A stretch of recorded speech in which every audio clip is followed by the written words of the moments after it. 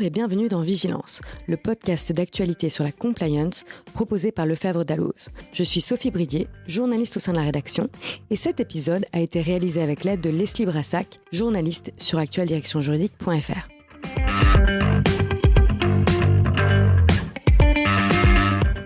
Aujourd'hui, pas d'infos marquantes, mais plutôt des idées de réforme à venir. Maintenant que les députés de la majorité et de l'opposition sont élus, que les commissions parlementaires se mettent en place et que le gouvernement planche sur ses projets de loi, pourquoi ne pas soumettre des idées en matière de compliance ? Quelle est la mesure qu'il serait urgent d'adopter dans le domaine de la conformité ? Nous avons tendu notre micro à 6 professionnels de la compliance. Voici leurs suggestions.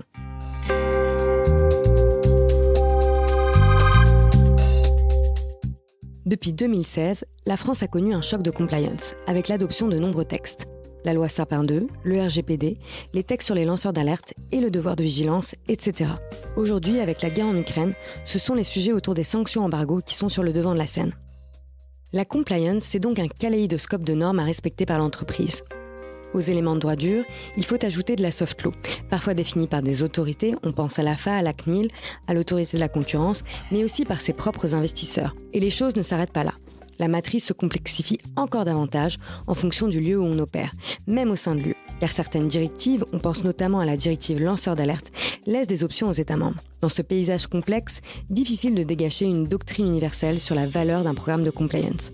Alors si on simplifie un peu tout cela, c'est la proposition de Jean-Yves Trochon, ancien directeur juridique et compliance officer, désormais senior counsel au sein du cabinet Rodel & Partner. La question peut se poser de savoir s'il ne serait pas temps que le législateur intervienne pour insuffler un peu d'ordre et de cohérence dans ce kaléidoscope de normes. Ceci pourrait présenter l'avantage de conférer une vraie sécurité juridique aux entreprises en matière de standards de conformité applicables à l'ensemble des risques qui entrent dans le champ de la compliance. Elle pourrait ainsi être mieux à même de définir un ou des programmes proportionnés à leurs risques, englobant tous les domaines de la compliance, plutôt que des programmes particuliers pour chaque matière, selon des prescriptions hétérogènes des régulateurs et des autorités judiciaires.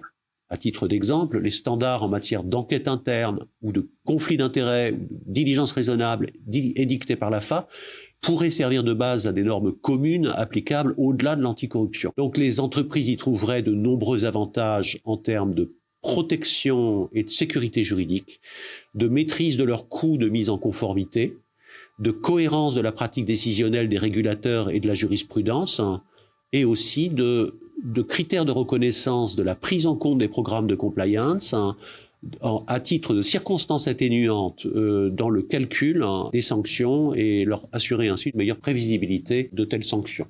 Et si on allait encore plus loin, pourrait-on imaginer voir les personnes morales exonérées de responsabilité pénale si leur dispositif de compliance était reconnu efficace ? C'est le point de vue de l'avocat William Feugère, créateur des solutions Ethicorp et Etimap. On l'écoute. À mon avis, il y a une mesure qui n'a jamais été mise en œuvre en France, qui fonctionne extrêmement bien dans d'autres pays comme l'Espagne, c'est d'exonérer les personnes morales de leur responsabilité pénale lorsqu'elles ont mis en place un dispositif de compliance efficace. C'est-à-dire que c'est un moyen de défense devant les tribunaux. On ne peut pas condamner une personne morale pénalement si elle a mis en place un dispositif pertinent. Et si on met en place des process comme ça, pourquoi condamner l'entreprise s'il y a un manquement ? On peut considérer que le manquement est personnel à la personne physique et que l'entreprise n'a pas à en subir les conséquences, elle a fait ce qu'il fallait faire. Par exemple, si on regarde les dispositifs d'alerte, si on a un dispositif d'alerte et que personne ne s'en sert, ça ne sera pas considéré comme pertinent. Ça sera la démonstration qu'on a juste eu un affichage et qu'on n'avait pas envie que les gens utilisent réellement le dispositif. Est-ce qu'on a mené des enquêtes internes quand il y a eu un problème ou est-ce qu'on s'est contenté de laisser comme ça, sans investigation ? Est-ce qu'on a fait une cartographie des risques selon les méthodes connues en la matière ou est-ce qu'on s'est contenté d'interroger 10 personnes depuis leur bureau sans vérifier le côté opérationnel ? Voilà donc le type de questions qui pourraient être posées pour mesurer l'efficacité d'un programme de compliance, selon William Feugère. La décision du juge pénal est en tout cas primordiale pour les entreprises. Elle est déterminante dans le traitement d'autres contentieux satellitaires. C'est ce que nous explique Esther Bitton, directrice juridique et RH marchandises innovation du groupe Casino, qui encourage la chancellerie à donner ses instructions. Donc ma recommandation, c'est que la chancellerie prenne le sujet notamment de l'anticorruption, mais plus généralement de la compliance à bras-le-corps et demande à l'ensemble de ces juridictions d'enquêter activement et dans des délais conformes à la vie des affaires. Alors je vais prendre un exemple précis. pour illustrer mon propos. Une entreprise qui serait aujourd'hui confrontée à la découverte de faits de corruption de l'un de ses salariés, en fait, elle va se retrouver quelque part avec 3 sujets. Un sujet de corruption, celui que j'évoque, donc ça c'est assez simple, on va tout simplement porter plainte. Un second sujet, c'est que généralement, il y a un corrupteur et un corrompu. Le corrupteur, généralement, ça va être un partenaire, un tiers, avec lequel on a une relation, j'imagine, contractuelle, donc on va avoir un sujet dans le tribunal de commerce. Et enfin, un sujet avec le salarié, le corrompu, et donc probablement aussi qu'il va falloir mettre fin à la relation de travail. Et là, vous allez être devant les juridictions prud'homales. Et finalement, le contentieux commercial et le contentieux prud'homal, bien entendu, ils dépendent complètement de ce qui va se passer au pénal, puisque, encore une fois, c'est le premier domino qui va faire tout basculer. Et donc, si on a des juridictions pénales qui n'instruisent pas, qui ne vont pas au bout des choses, eh bien finalement, vous vous retrouvez avec 2 procédures à côté qui n'ont plus de sens. Donc, ma recommandation, ce serait d'avoir une politique pénale beaucoup plus proactive, beaucoup plus rapide sur l'ensemble des faits qui peuvent être poursuivis dans le cadre de la compliance des entreprises et des politiques de compliance mises en place. Changeons d'échelle désormais. La compliance est un large éventail de sujets. Prenons celui du devoir de vigilance qui devrait connaître une évolution législative dans les prochaines années grâce à l'adoption de la proposition de directive présentée par la Commission européenne en février dernier. Quels sont les apports que l'on peut souhaiter tant au niveau européen qu'en France du fait de la transposition du futur texte? Pauline Abadi, maître de conférences en droit privé à l'université Paris-Saclay, nous livre ses idées. Mais elle revient tout d'abord sur la loi française de 2017, qui est loin d'avoir porté tous ses fruits. 5 ans après sa publication, le nombre d'actions en justice pour non-respect du devoir de vigilance se compte sur les doigts d'une main. Or pourtant, c'est le seul moyen, prévu en droit français, pour s'assurer d'une véritable vigilance des grands groupes. Voici ce qu'elle nous dit. La loi en elle-même, le dispositif est là, il est intéressant, mais on a le sentiment qu'il est très peu, que cette loi est mal appliquée, peu appliquée, et quand on regarde les plans, on est déçu par les plans. Donc vraiment, là où l'effort doit être mis, c'est au niveau du contrôle, en fait, voire éventuellement de la sanction, du respect de la loi. Et cette loi, elle survivra ou elle ne survivra pas si elle est bien contrôlée, bien respectée, bien appliquée.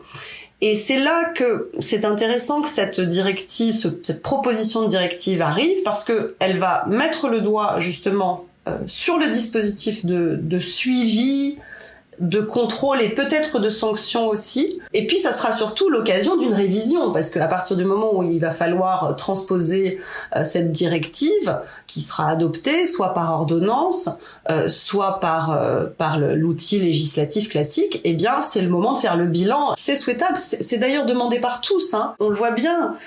On regarde les plans sont vagues, les plans ne disent rien, les entreprises sont frileuses, elles-mêmes elles ne savent pas faire, les services de l'État méconnaissent le dispositif, les ONG trouvent que c'est un peu vague, presque du greenwashing. Et il faut d'autant plus la réviser que la proposition de directive va nous obliger à le faire. Pourquoi ? Et donc ça c'est le point essentiel, parce que la proposition de directive préconise, impose que soit mise en place une autorité de contrôle. Et pour le moment, on n'a pas d'autorité de contrôle en France. Pourquoi c'est nécessaire d'avoir cette autorité de contrôle ? Parce que, à ce jour, et c'est une très grande lacune, personne ne sait exactement qui sont les entreprises qui doivent publier un plan de vigilance. Les effectifs salariés d'une filiale à l'étranger sont très difficilement comptabilisables et du coup, on a du mal à savoir, pour les très grandes entreprises qui ont des filiales à l'étranger, on a du mal à savoir si elles rentrent ou pas dans le périmètre des entreprises assujetties. Donc ça, c'est quand même une première difficulté. Et puis la deuxième difficulté, c'est que les entreprises elles-mêmes, elles le disent, elles ont besoin d'être accompagnées. Les entreprises ne savent pas qu'est-ce que c'est qu'une relation commerciale établie, qu'est-ce que c'est que une mesure de vigilance raisonnable, qu'est-ce que c'est qu'un risque d'atteinte grave. Peut-être que le juge aurait pu nous le dire. Mais bon, vous voyez, 5 actions en justice en 5 ans, c'est pas beaucoup. Et donc cet accompagnement pourrait être fait par cette autorité de contrôle à créer, ou qui existe peut-être déjà, mais il faudrait lui confier cette nouvelle mission. Alors, quelle devrait être la physionomie de cette nouvelle autorité de contrôle ? On poursuit avec Pauline Abadi. C'est peut-être davantage vers une autorité administrative indépendante, qu'on s'orientera, qui serait doté d'un véritable pouvoir de contrôle. Moi, je plaiderais pour des sanctions, pour un pouvoir de sanction administrative, à l'image de la DGCCRF. On sait que le Conseil constitutionnel s'était opposé à l'amende civile qui était originellement prévue dans le dispositif en 2017 en disant attention, les textes ne sont pas suffisamment précis. Là, à l'occasion de la révision de la loi, on pourrait préciser justement des sanctions administratives qui pourraient être confiées à cette autorité. La compliance, c'est aussi la protection des données personnelles. Et dans ce domaine, un foisonnement de textes européens viennent de paraître ou sont attendus dans les prochains mois. Data Governance Act, Data Act, futur règlement sur l'intelligence artificielle, DSA ou encore DMA, cette boulimie législative risque de causer une indigestion au DPO. Paul-Olivier Gibert, président de l'AFCDP, nous donne son point de vue et propose une solution. Ces textes vont être combinés avec un certain nombre d'autres textes, dont le RGPD. Le Data Governance Act prévoit que les dispositions du RGPD primeront sur celles du DGA. Mais c'est malheureusement pas le cas de ce qui est prévu pour le DMA et pour le DSA, et de la demande qui permettrait de faciliter la vie des DPO, mais aussi des responsables de traitement, et de prévoir une règle simple et de dire que le RGPD a la primauté sur l'ensemble des textes régulant les data. On peut prendre un exemple un peu plus large. On a des données qui sont issues du secteur privé pour des relations entre entreprises. Elles seront couvertes par la directive sur le secret des affaires. Vous avez des données à caractère personnel qui peuvent se rattacher directement ou indirectement à une personne physique identifiée. Ce sont des données qui relèvent du RGPD. Vous avez des informations qui viennent du secteur public et qui peuvent être réutilisées, notamment dans le cadre de la directive Open Data, pour générer de l'information et permettre une activité, le développement d'activités.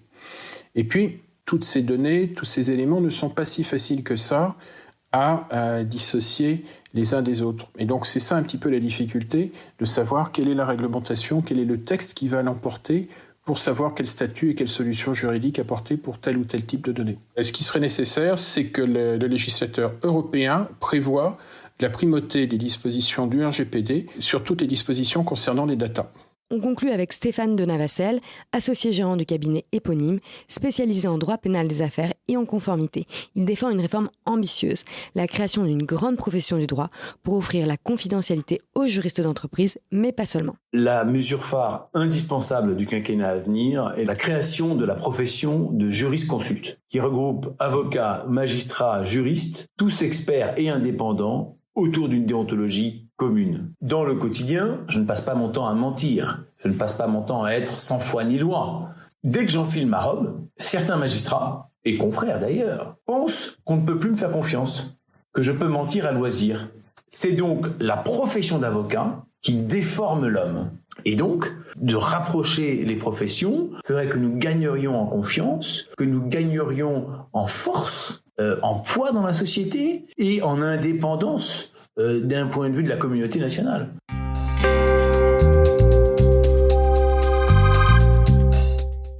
Merci à tous nos intervenants pour leurs propositions innovantes.